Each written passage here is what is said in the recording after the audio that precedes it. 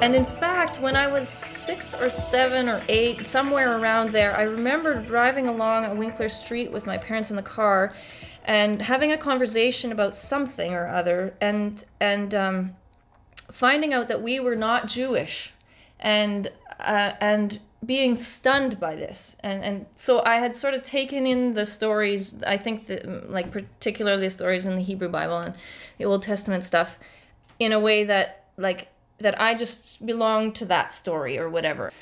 And I lived in a small village in England, and I remember going to church a number of times. I remember sometimes just going with a friend, sometimes with my parents. And I know my grandmother went to church, so I was infant baptized.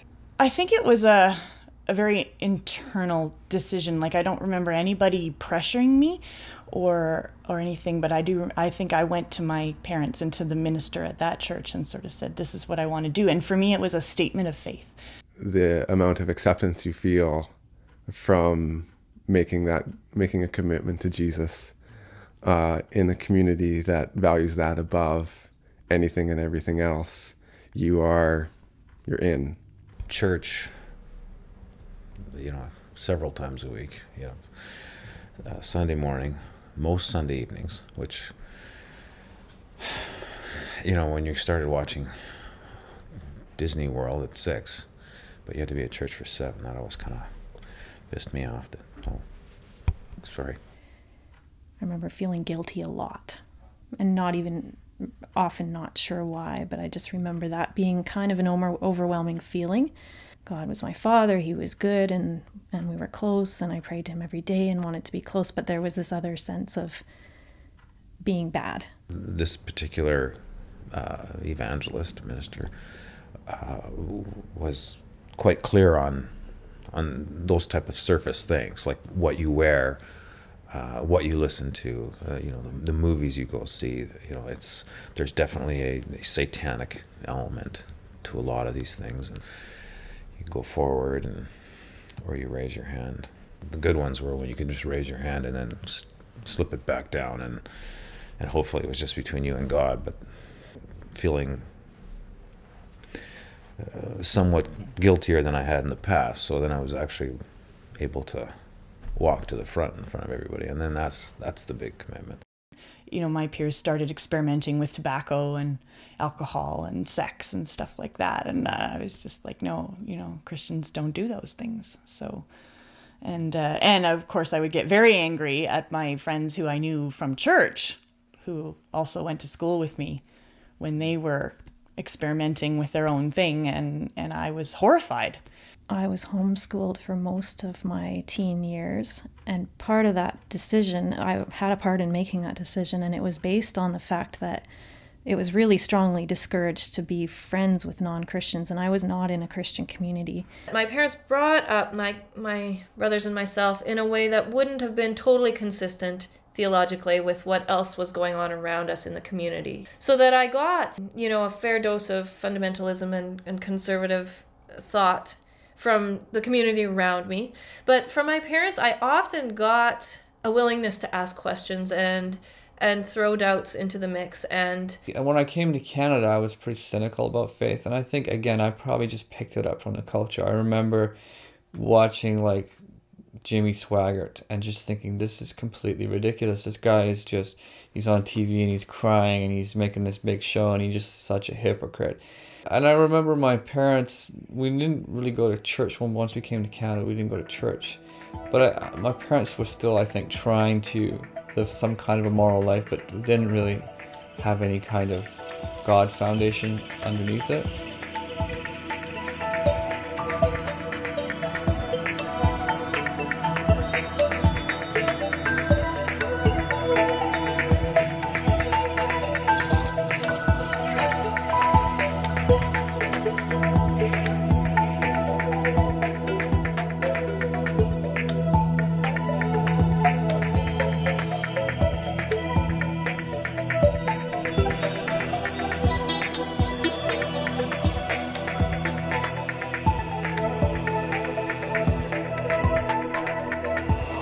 And I had a dream, and I was in this log cabin by myself, And I felt that Jesus knocked on the front door. And what I saw was a beach, like sand dunes for miles, and all of these people that were dressed in white and just walking around, and there were some people in street clothes. And I was in street clothes, and I actually heard a voice saying that that history is divided up between two groups of people, and you need to decide which group you want to belong to. I actually had a plan to go overseas and work in Turkey. That was my long-term calling or goal, to work with the Kurdish people in Turkey. And so I went to Turkey for a brief period of time, and I went to the Kurdish area and was talking to people there about my concern about their group of people and how oppressed they were and things like that, and wanting to help. And right after high school, I went to live in Argentina for a year on a student exchange. And Argentina is a Catholic country by culture, but I found an evangelical church. My host families that I lived with 3 different families through the year, and they were all extremely suspicious of these evangelicals. When I moved into this house, they kind of had an interview. And I had just come from spending some time working in a slum in Brazil through a summer. And I had fairly long dreadlocks, a massive beard, and I looked like them. I had a lot of the same values as them in terms of living in the North End, being involved with social justice. The church that we attended in the North End, I would have thought we were progressive. Right after I graduated, I was thinking I would become a music minister / youth pastor, which was kind of the, I wasn't preacher material, but I thought, well, that would be a cool job. And at the same time, there wasn't anything that was on the horizon that, as far as opportunities went, in that way. So I was working for my dad, who owned a construction company, and still doing music in whatever church I was involved with. It was the first church that I had been at where I was playing with musicians that were really top-notch, very satisfying to play with these guys. And we would just go, we would sort of sneak in, sit at the back, sort of observe, feel awkward with the music a lot of the time and so forth. But with the teaching, we were learning, and we were getting stuff out of it. And I think we felt like we were being called to something or pulled in by something. I remember praying a prayer when I was in Vancouver, and my prayer was something like, God, just give us some people to explain this to. And I don't know why I prayed that prayer. It was just something that just kept coming to me. But that started to kind of grow, and eventually it led to a number of things where we started a coffee house called the Red Herring Cathedral. And we had bands, and we were trying to, reach out. We were trying to sort of let people know that Christians could be, trusted or cool. And we wanted to break down barriers and let people know it's not Jimmy Swaggart. It's real people having an experience. God can be real. He can make himself known to you. And a lot of the people that got the most out of it, I think, were even just Christians who had kind of given up, or their faith was kind of simmering, on the back burner.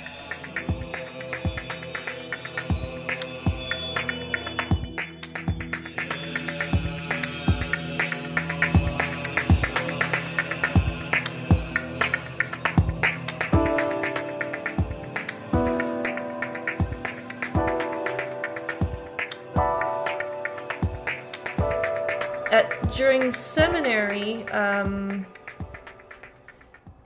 I met a few people who were out and gay and Mennonite, and that was astounding to me. Like, not in a bad way, in a really great way. It was that moment of, you're gay and you're Mennonite and you're just like me. And then I left seminary and met a woman that I fell in love with madly and recognized it. Oh Lord, this is just like having a crush. I didn't experience myself as crushing out on women as a child. And when I came out as an adult, wanting to partner with a woman, it was more like an addition, like, oh, well, maybe I'm bi or something, if you need a label for it. I wanted to pursue the PhD to be able to teach in Mennonite contexts, and I really felt strongly about the Mennonite Church needing a few good women in leadership. And the fact that I wanted to have a woman as my partner, if I chose a partner, I wasn't going to be able to keep that a secret. There is a Kurdish man in Diyarbakir, and I don't know how many white people go out that way. I don't think very many, but he said to me, why, through an interpreter, why would you come here and help me when your own Aboriginal people in your country are suffering and you need to deal with what you're doing to them there? And I had never actually thought about that before. Joy wasn't at the U of W. I met her through the church, and so we were going down to a conference called God's Heart for the Poor in Kansas City. We connected with our skepticism, and we would sit in the back bench, and we kind of likened ourselves to those two grumpy old men in the Muppets, just kind of making snide comments. It was about money, like about starting a ministry to raise money for this. It looked a little bit off. Being on the search committee for our new pastor. And as you can imagine, this was a difficult, because everybody on the committee had their own ideas of what the pastor would look like, but also the church bylaws had some requirements. We weren't allowed to hire someone who was divorced, and a candidate came up who I think was from the Canadian East Coast, and he was married for the second time, and I really enjoyed his resume and thought he was a really good fit. And they said, well, no, we can't because he's divorced. And I said, well, what's that all about? And it came from one of Paul's letters to Timothy, where it said husband of but one wife. And I remember saying at a time, I said, what's wrong with having a relationship end and a new one begin, right? And they laughed at me and said, well, it's just so, and I talk about not making room for mistakes, right? Like even in our relationships, you got to marry the right person the first time around. Back when we were still in the city and we were on the eldership team of this church, we were really strong proponents of just smashing the whole thing. But church bought a building, really entrenched itself in that world, needed attendance to pay for the new building, needed givers, needed all of those sorts of things that come as part of that. So there was conflict in the church. There was endless meetings and debates about direction. And in the middle of all that, I just kind of got lost. I didn't really have my vision got cloudy. I didn't have the same faith that was motivating me. It didn't feel the same, and but I was trying to work it out because I felt called by God, and here I am. So surely this is all going to work out, and it had previously. Many things hadn't gone perfect previously, but they had worked out. But eventually, it came to an end. The church, I think, was deciding to go in one direction, and I was really advocating for something much more radical, and it really wasn't a good fit. So I can see now in retrospect why they didn't want me to continue there.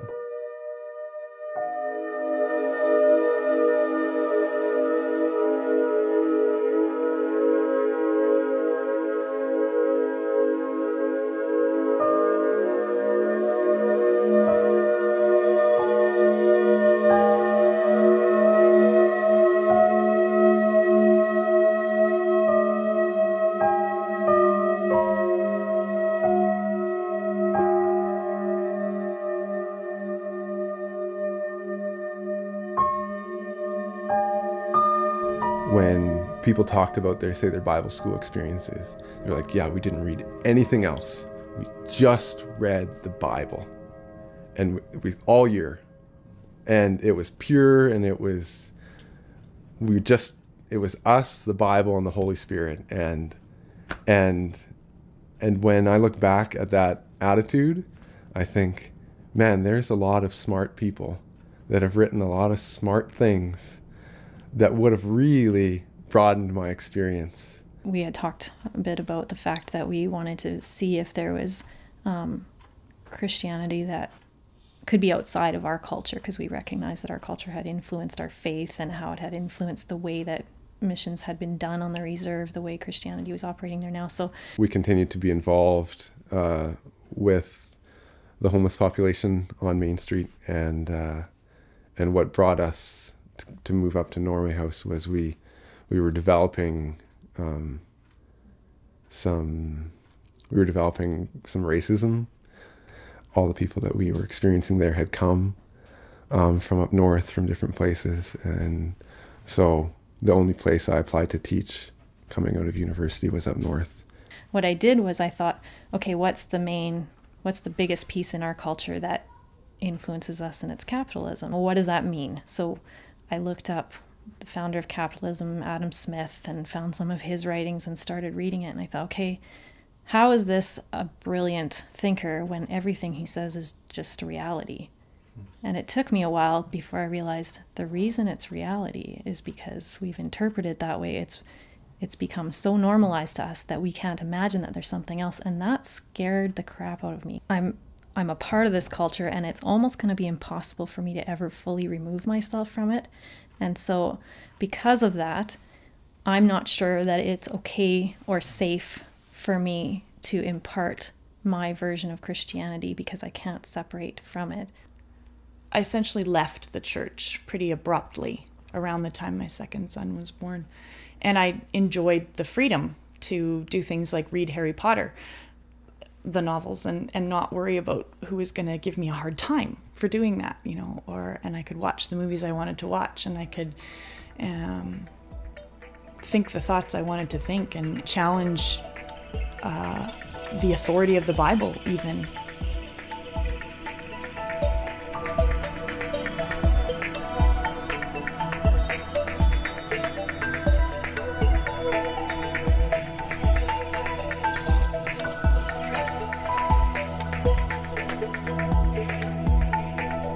I came home from Princeton and I needed to stay here in Winnipeg after that. I needed to not go back for the next semester. And so my parents knew that something was really wrong, clearly, and they wanted to know. And I kind of held off on telling them, well, what's going on? They had high hopes for me and had been very supportive of me continuing my education. And I have something to tell you, and it's that I would like to partner with a woman if I ever do that. I mean, they took it relatively well. The first thing that my dad said was, "Well, you're always going to be our daughter," and gave me a big hug. And there had been a gay man in family friends' lives, and they had just made sure that the boys were, the kids in the family, the boys were never alone with that man. And I flared up, I think. Mom, I'm not a different person now that I've told you this. I'm not a pedophile. I'm not going to harm children because I love women. But seriously, she made an effort from the beginning, and my dad did the same. And so there was back and forth. He wrote me this long, thoughtful, heartfelt email. Julia, if you do like men too, then just choose a man, because your career's on the line. My first wife was diagnosed with lung cancer. She had faith. She knew that God would heal her. And we had good friends at the time who also had a different form of cancer. When he was proclaimed cured, his wife had almost a party at the church saying how God had healed him. And then that's when flags kind of went up. So what does that say about God if he's going to heal your husband, but he doesn't want to heal my wife? We've been trying for a long time, my wife and I, to get pregnant. And we finally were pregnant. And then 4 months into our pregnancy, we found out that our baby had something called anencephaly, which was a neural tube defect, which is incompatible with life outside of the womb. And for me, that was a bit of deconstructing the emotional process that my faith had kind of rested on for most of my life. That was sort of the way that I was encouraged to process faith, was emotionally. And then through that process, felt like that was undermined a bit. At that point, we wanted to allow God to have time to do something for us. We were pretty desperate that something could happen and that we could have the son that we had wanted for a long time. And so our community was behind us full force, and everyone was praying for us, and we were very involved in that, kind of believing that this could possibly, but we were very rational people. We were very, we planned for it to not work.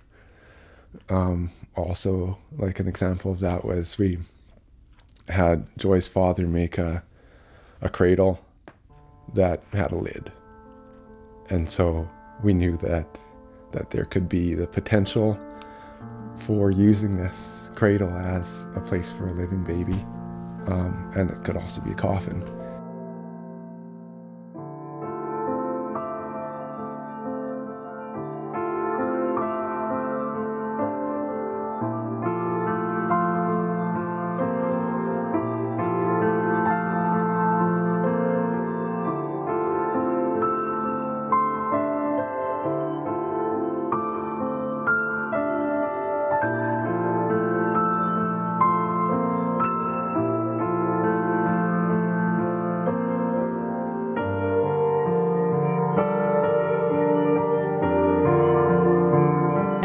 Process of journaling and worshiping at the piano and things, then praying and things like that, and there was nothing. It just felt like suddenly he had gone on vacation somewhere, and I thought, this is really odd, and I couldn't quite figure it out. And I was, of course, checking, like, have I done anything different? Did I lose my faith somewhere? Or, you know, my wife was working. I had a year of unemployment, and I was just walking the streets at night, every night, just sort of praying and just thinking and trying to figure out where to go in my life. And we weren't going to any church. We lost touch with most of our Christian friends, and so it was very much an alienating experience. And during that time, with several years, I started to rethink a lot of my experiences.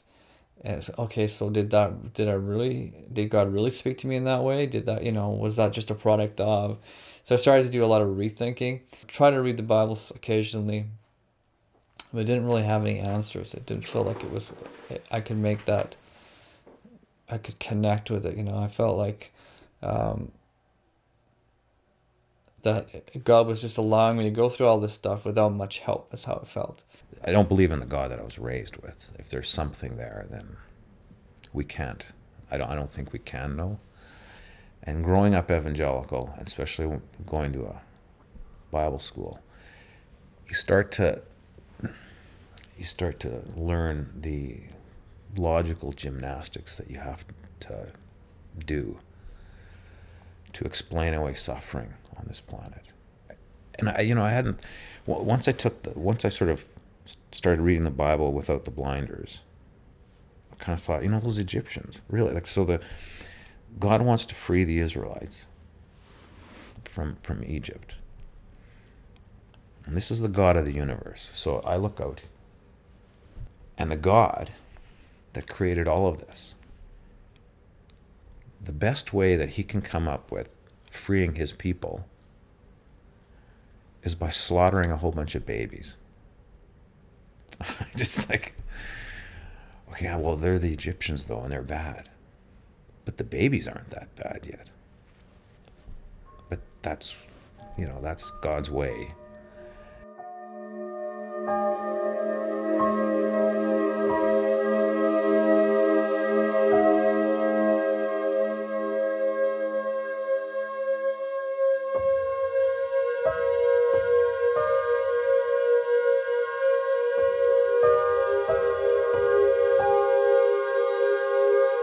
So in the midst of all of this personal change, the other thing that was happening to me at the same time was that I was like the most the most horrendous thing that I could have ever imagined was to find myself in love with someone after I was already married to somebody else. And the way I chose to deal with it was to bring it to my husband first. Say, what do I do? You know, there's this person in my life. You know him well. I know him well. I can't cope with this situation without bringing you into it. So we, the three of us, have managed to get along and build a life together. In our situation, it's almost easier for me to be a woman in this kind of relationship than it would be if I was in a relationship with another woman and a man, because of the tendency to think of patriarchal, like the FLDS or the Mormons, the practice polygamy, because that's all about property and power control. And these women are seen as, you know, the more wives you have, the more rich you are, the more wealth you have, you know, and we aren't looking at it in any kind of quantity in that sense, right? These are just relationships. And I happen to have a relationship with two people simultaneously. Most people do that serially. I tend to look at it, rightly or wrongly, as that it sort of was the final nail in the coffin for my feeling that my life with the church was over. Like, even when you guys approached me to do the interview, it's like, oh my God, what if, you know, they find out about my family and they don't want to come anymore? You know, there's just that constant fear of rejection. And I did reconnect with a Mennonite congregation here, which happens to be just down the street from me. They welcomed me as an individual. I came out to the pastor, which was a really neat experience. She was quite open, accepting, and invited me to become a member if I wanted to, which I hadn't necessarily expected. She helped me find a counselor to talk to and stuff, and it was great. It felt like I was wanted in that congregation. But as a congregation, they're not out to the rest of the conference that they belong to. So there are things where I'm not quite as 100% human as the rest of the congregation members. For example, I got married during that time that I was worshiping with that congregation, and it wasn't a church wedding.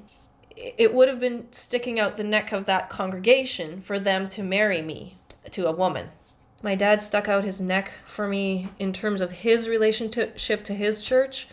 Things went very badly for him, having written that letter in that newsletter. And a lot of his responsibilities got stripped. A lot of my mom's responsibilities, church responsibilities, got stripped from her. So they found a different church home eventually, but it was really hard.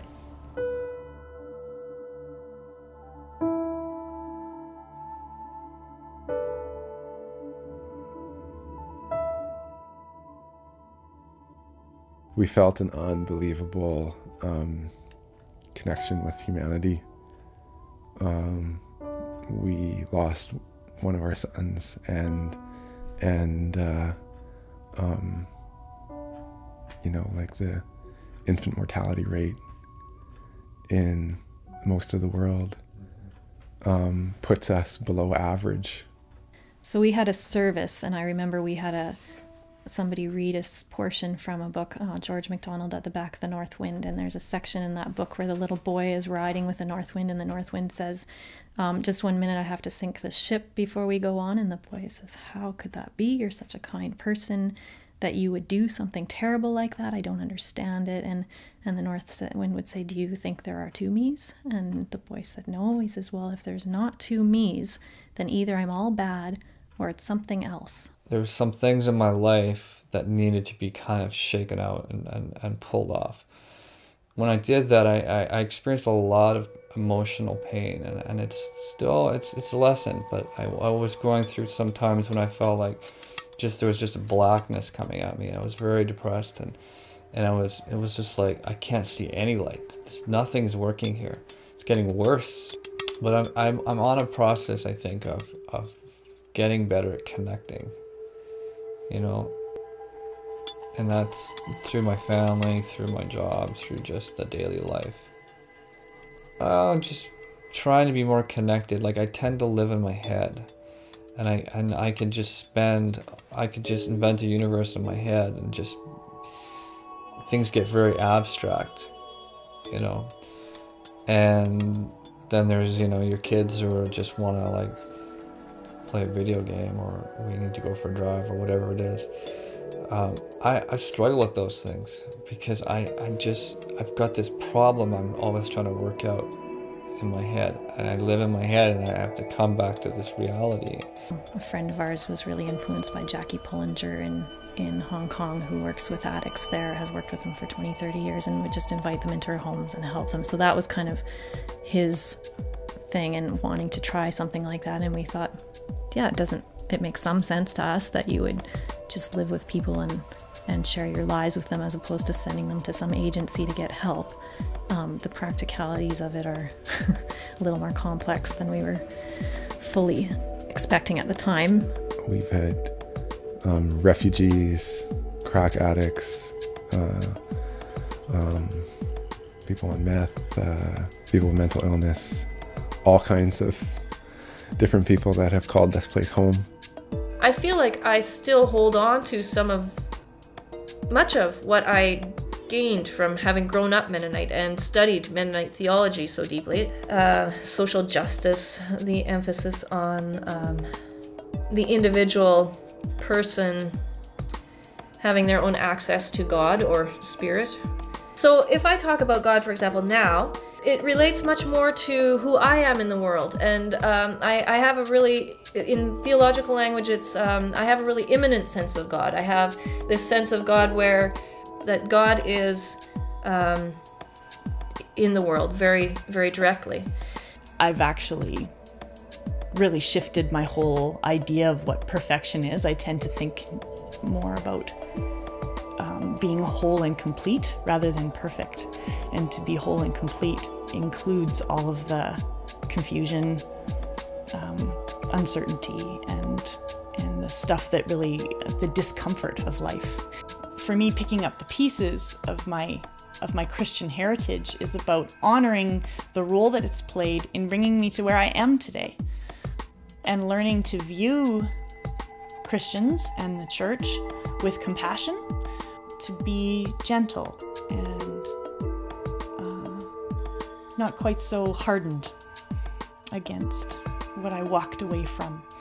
Like, we go to I don't know if you call it a Bible study, and so there's often a meal, and then sometimes they'll study scripture or something, and we participate as best we can with integrity, using language that we're comfortable with in that way. And I don't know that people there could really identify where we're at, like people that we don't know super well probably could sit through that and just assume that we're on the same page as everybody, but we're pretty cautious about not that we don't give a wrong impression, but not saying things that we wouldn't mean in those contexts. So we're not going to use terminology that doesn't really describe what we mean just because it's the norm in that context.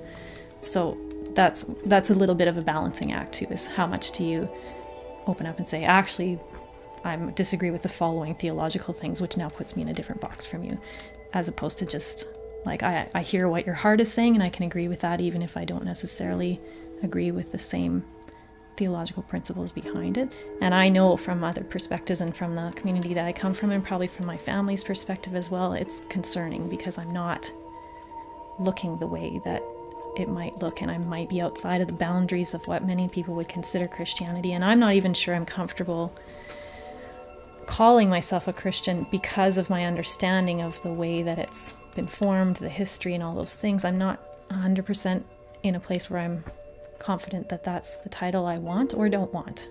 Where I'm at right now, I know that I could go to our minister, priest, I guess minister, and tell him, I'm agnostic about. And he would say, "Oh, that's cool. I mean, it's a journey. It's not. It may not end. It won't end here. It's going to look like something else a year from now and 10 years from now." So he would say, stay on and see where it goes.